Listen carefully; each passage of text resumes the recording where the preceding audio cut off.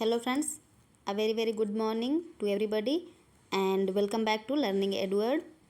कैसे हो आप सब? आई होप आप सब अच्छे होंगे और बेहतर तरीके से आप अपनी तैयारी कर रहे होंगे, क्योंकि परीक्षा में अब कुछ ही दिन शेष रह गए हैं।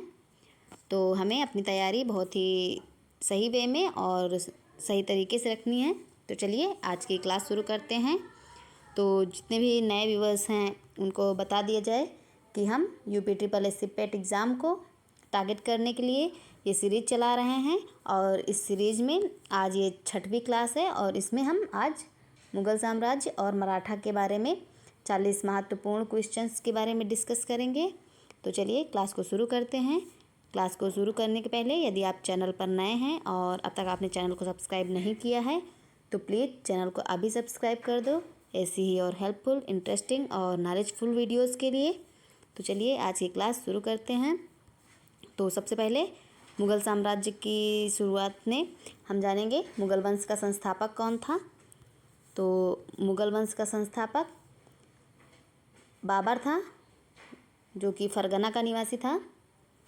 सेकंड नंबर क्वेश्चन, पानीपत का प्रथम युद्ध कब लड़ा गया, यानी कि कब और किसके मध्य हुआ। तो पानीपत का प्रथम युद्ध 1526 ईस्वी में इब्राहिम लोदी और बाबर के बीच में हुआ और यहीं से मुग़ल वंश की शुरुआत हुई, क्योंकि बाबर ने मुग़ल वंश की स्थापना की। थर्ड क्वेश्चन, खानवा का युद्ध। तो खानवा का युद्ध 1527 ईस्वी को राणा सांगा और बाबर के मध्य हुआ था। राणा सांगा जो कि एक मराठा है। फोर्थ नंबर क्वेश्चन, चंदेरी का युद्ध।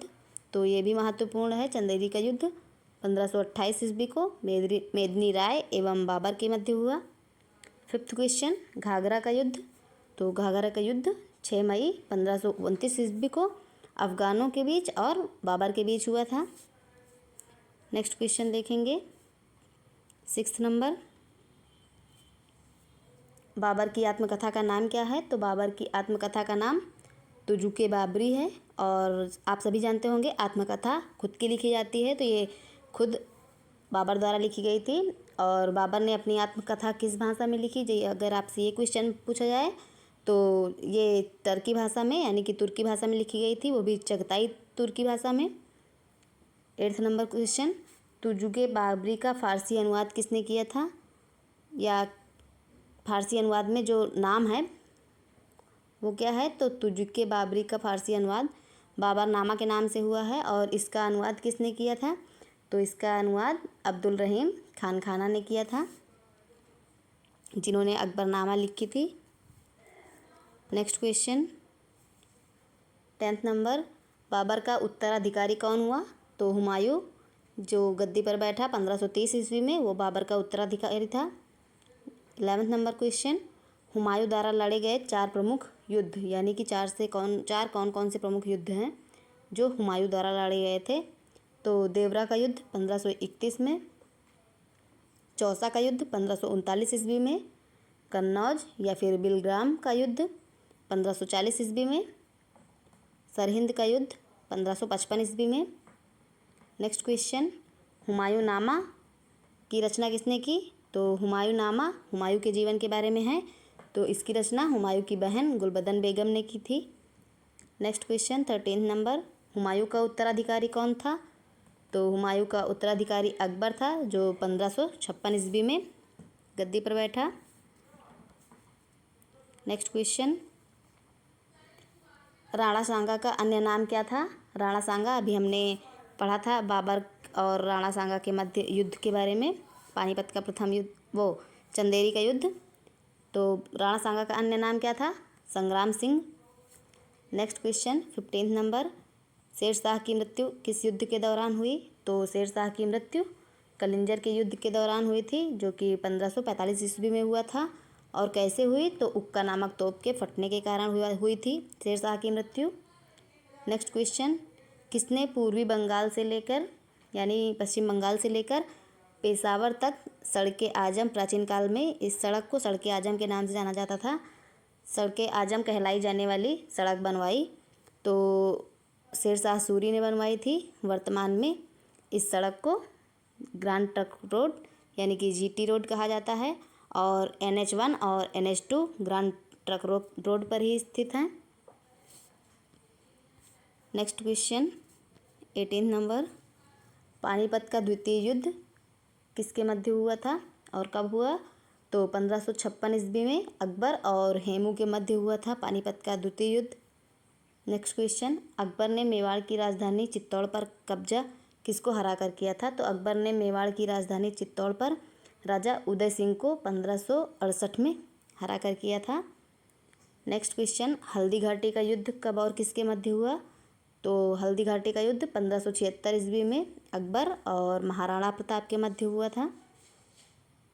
21 नंबर क्वेश्चन, हल्दी घाटी के युद्ध के समय महाराणा प्रताप की राजधानी क्या थी?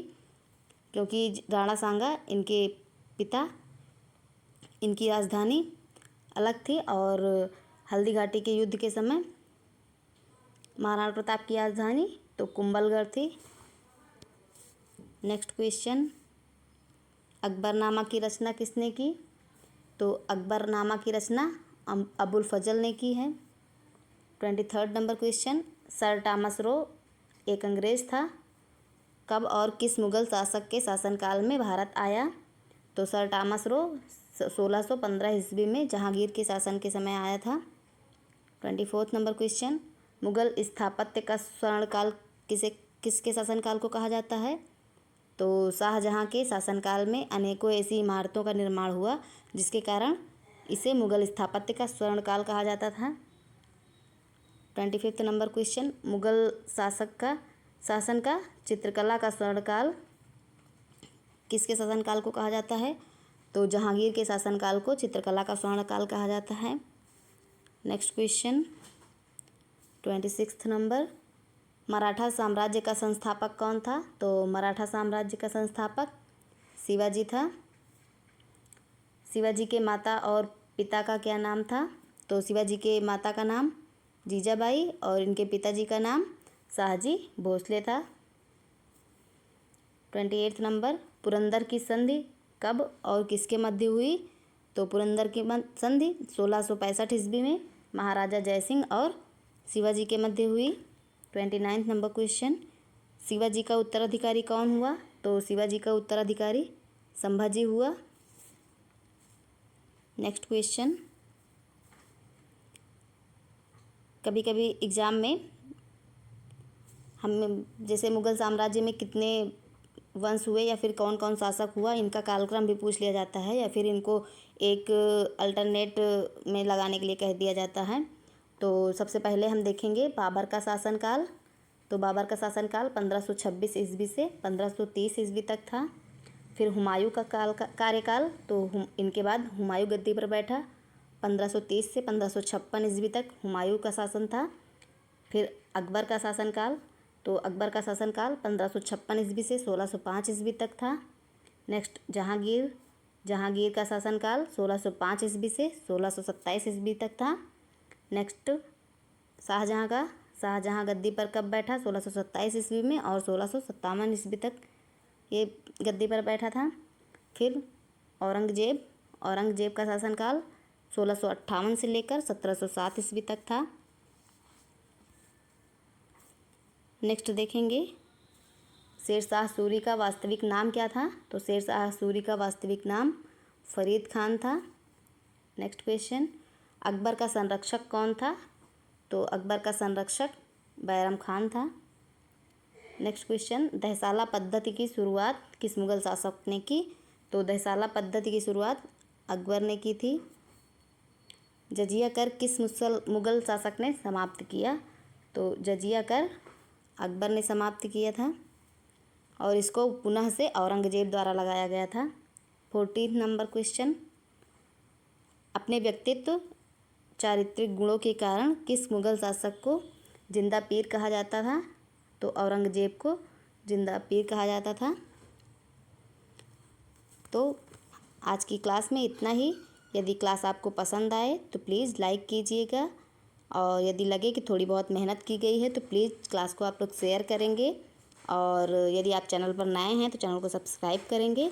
यदि आपका कोई डाउट है, कोई सजेशन है तो प्लीज़ आप कमेंट बॉक्स में टाइप कर दीजिएगा। And at the last, thank you for watching this video and please subscribe the channel. to be connected. On this note, this is Preeti Jaiswal signing off for today. See you in the next class. Till then, take care. Goodbye.